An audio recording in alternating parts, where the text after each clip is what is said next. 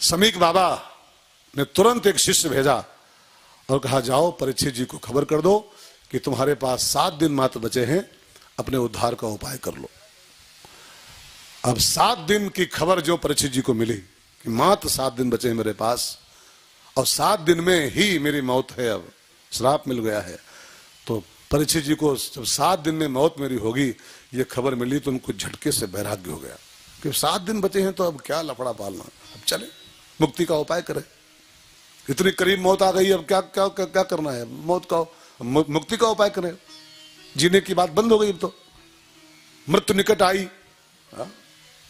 एक बात मैं आपसे कहूं, परीक्षित जी को श्राप मिला है 7वें दिन मरने का, तो खाली एक बात हुई, ध्यान देकर सुनिएगा। ये केवल एक सब्जेक्ट है, एक तथ्य केवल है कि परीक्षित जी के पास 7 दिन बचे हैं, उनको 7 दिन में मरना है।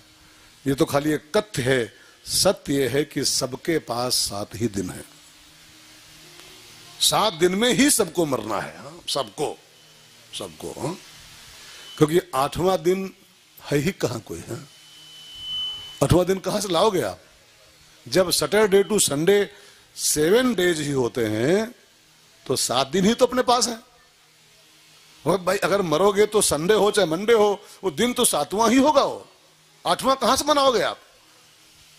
तो 7वें दिन मरना है तुमको। ये श्राप खाली परीक्षित जी पर नहीं है, ये श्राप सब पर लगा हुआ है कि तुमको 7वें दिन ही मरना है।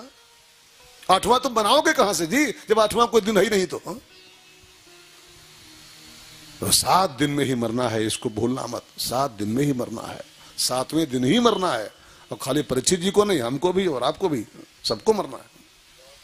रामायण में रावण एक बड़ी बढ़िया बात कहता है उससे, हनुमान जी से। क्या बोला, क्या बोला? मृत्यु निकट आई खल तो ही, मृत्यु निकट आई खल तो ही, लागे सिया धाम सिखावन मोही, लागे सिया धाम सिखावन मोही। क्या बोला रावण? हनुमान बंदर, लगता है तेरी मौत तेरे करीब आ गई है। तो हनुमान जी बड़ी बढ़िया बात बोले, उल्टा हुई है। हनुमान जी की इस चौपाई में बड़ा रहस्य भरा हुआ है कि तुझको मेरे निकट मृत्यु खड़ी तो दिखाई पड़ रही है, लेकिन मौत तेरे भी निकट खड़ी है, तुझको अपनी मौत दिखाई नहीं पड़ रही है। हर इंसान की ये कमजोरी है, हर इंसान को अगले आदमी की मौत करीब दिखाई पड़ रही है। लोग दूसरों से कहते हैं, अरे यार पानी केरा बुलबुला, क्या पता कल हो न हो, कल हो न हो। लेकिन पूछो तुम अपने बारे में बताओ कुछ।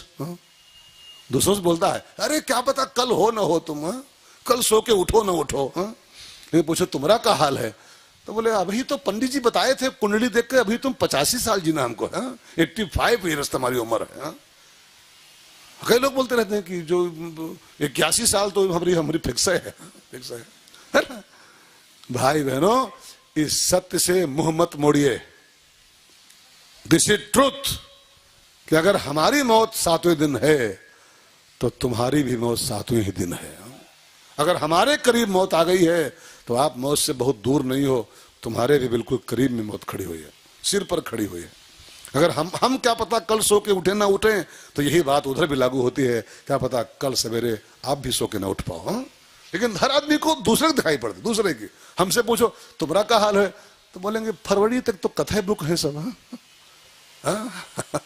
अरे यार, जब दूसरों को हम ये बात कह सकते हैं तो हम भी तो लागू करें कि अगर कल सवेरे तुम नहीं उठ सकते हो तो क्या पता कल सवेरे हम भी ना उठ पाए सो करके।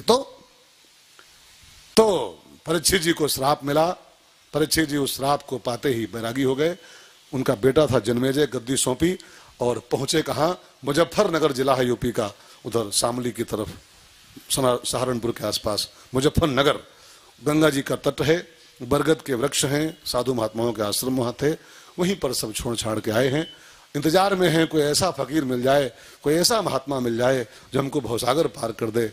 और सारे महात्माओं को इकट्ठा किया और सबसे पूछा कि महाराज मुझको 7 दिन का समय बचा है, केवल सांप काटने का श्राप मिला है, ऐसा उपाय बताओ कि सांप काटने के बाद भी मेरी मुक्ति हो जाए। तो सारे संतों ने मना कर दिया, परीक्षित जी सॉरी, सांप काटने से मरने वाले की मुक्ति नहीं होती है तो नहीं होती है, कोई उपाय नहीं। और जब सबने मना कर दिया तब परीक्षित जी को एक सहारा बचा केवल, उसको पुकारना शुरू किया। ठाकुर, सबने मना कर दिया है कि सांप काटने से मरोगे, मुक्ति नहीं होगी, लेकिन अब जब सबने मना कर दिया है तो आप तो नहीं मना करोगे, आप कोई उपाय लगाओ। और भगवान को पुकारना शुरू किया है। सब लोग गाओ।